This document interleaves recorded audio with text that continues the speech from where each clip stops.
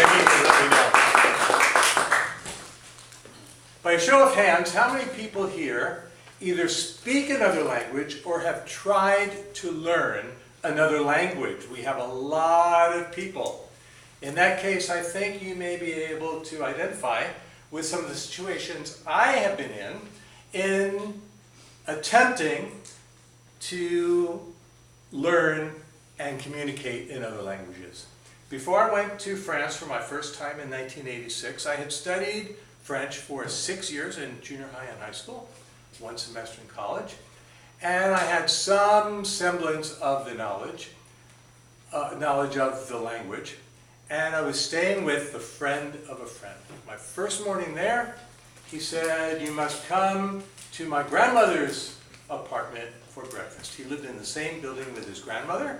I went to Grand-mère's apartment for breakfast, and she proceeded to lay out food for me to eat. One of the things was that with the toast, she had some of what we would call preserves.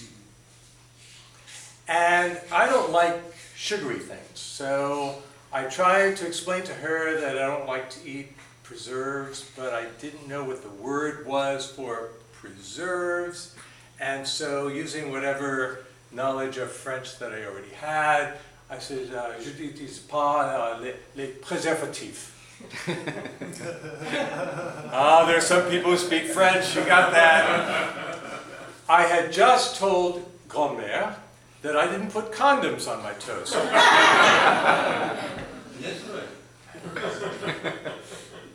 Well, I could tell by the look on her face that I had made a faux pas. That same trip, I went to Spain. I spent 5 weeks in France and 5 weeks in Spain during the summer. And I had done something to make myself seem very foolish, and I wanted to explain that I was sorry, sorry for the mistake, and I was very embarrassed. Who speaks Spanish here? Okay, you're gonna love this.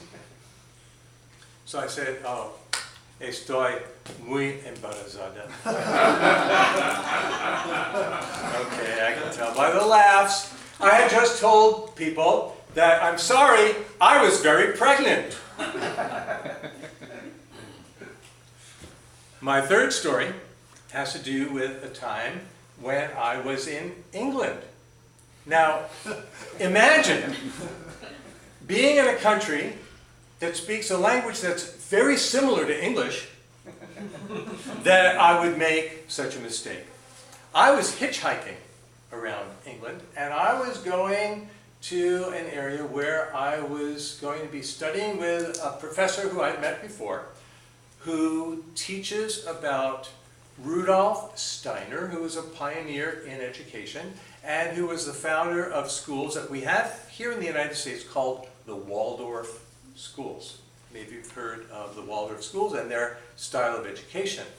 I was very interested in learning about Waldorf education, and this guy who picked me up, going to Yorkshire, asked me where I was going, what I was doing, and I told him that I was going to be taking a class in Waldorf schools and Rudolf Steiner.